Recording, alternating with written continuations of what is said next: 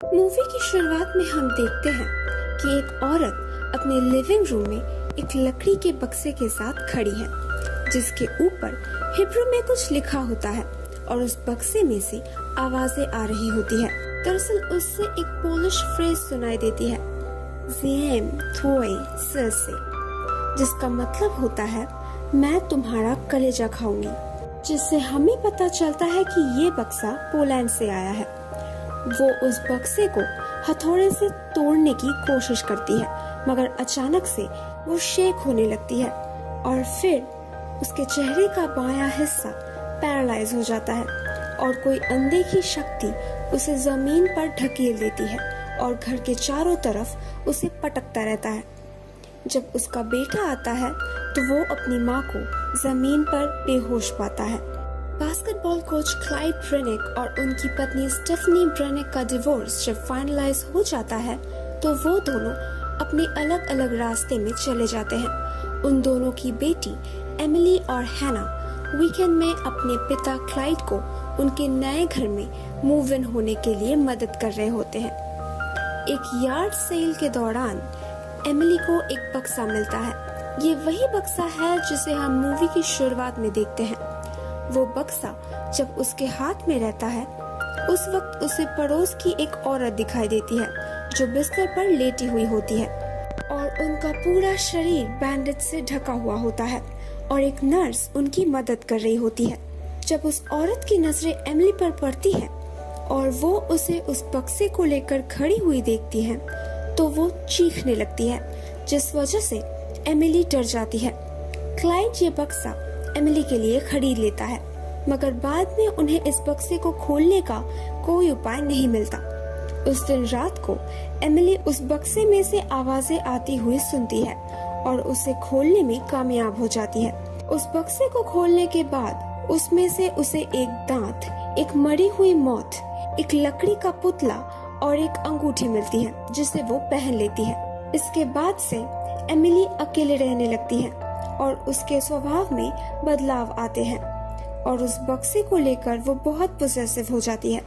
School में जब एक क्लासमेट इस बक्से को उससे छीनने की कोशिश करता है तो एमिली उसे बुरी तरह से पीट देती है, जिस वजह से क्लाइड और स्टेफनी को प्रिंसिपल के ऑफिस में बुलाया जाता है, जहां एमिली की टीचर भी मौजूद होती है और वो रेकमेंड करती है कि एमिली को उस बक्से से दूर रखा जाए ताकि वो बाकियों के साथ वक्त बिता सके, और उस बक्से को वही क्लासरूम में लॉक करके रखा जाता है। रात को जब उस बक्से में से टीचर को आवाजें सुनाई देती हैं, तो वो क्यूरियस होकर चेक करने जाती है, मगर एक अनदेखी शक्ति उन्हें उठाकर खिड़की से बाहर फेंक देती है। एमिली अपने पिता क्लाइड से कहती है कि उसके बक्से में एक औरत रहती है जिसने उससे कहा है कि वो खास है। उसकी ये बात सुनकर क्लाइड घबरा जाते हैं और उस बक्से से छुटकारा पाने की कोशिश करते हैं। अगले हफ्ते जब एमिली क्लाइड से मिलने आती है और उसे वो बक्सा नहीं मिलती है तो वो बहुत परेशान और दुखी हो जाती है और क्लाइड पर आरोप लगाती है कि वो उस पर अत्याचार कर रहा है।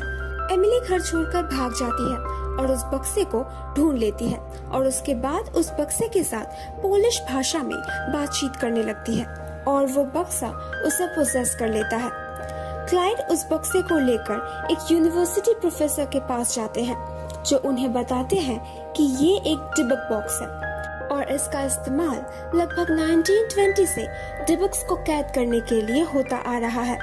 डिबक एक आत्मा है जो बिल्कुल डेविल जितना शक्तिशाली होता है। क्लाइड एमिली के कमरे में घुसकर साम 91 पढ़ते हैं, मगर एक काली शक्ति उनके हाथों से तनाव को उठाकर रूम से बाहर फेंक देती है।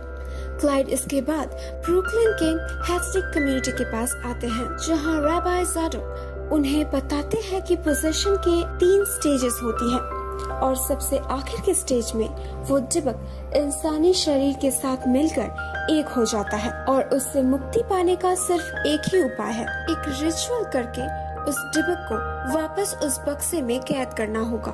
उस बक्से को और गौर से देखने के बाद ज़ाडोक को पता चलता है कि इस डिबक का नाम है आबिजो, जिसका मतलब है बच्चों को ले जाने वाला। एमिली को दौरे पड़ने लगते हैं और एमआरआई स्कैन के लिए उसे हॉस्पिटल ले जाया जाता है, मगर एमआरआई स्कैन में एमिली के दिल के पास डिबक का चेहरा देखकर स्टेफनी और हैना डर जाते हैं। क्लाइड और ज़ैडक हॉस्पिटल में पहुंचते हैं और एक्सॉर्सिज्म शुरू करते हैं, जिस दौरान डिबक क्लाइड पर हमला कर देता है। क्लाइड उस हमले से बच जाता है, मगर एमिली के शरीर को छोड़कर वो डिबक क्लाइड के शरीर में प्रवेश करता है। पर ज़ैडक का एक्सॉर्सिज्म सफल होता है और क्लाइड के शरीर को छोड़कर वो डिबक बक्से में जाकर घुस जाता है और इस हादसे से गुजरने के बाद ड्रेनिक फैमिली एक हो जाते हैं। मूवी के अंत में हम देखते हैं ज़ैडक उस बक्से को लेकर क्लाइड की गाड़ी में जा रहे होते हैं, मगर वो गाड़ी एक ट्रक से टकरा जाती है, जिस वजह से ज़ैडक की वही मौत हो जाती है। हालांकि वो बक्सा कुछ ही दूर में जाकर गिरता है और उसके अंदर से आवाज़ों की आवाज सुनाई देने लगती है।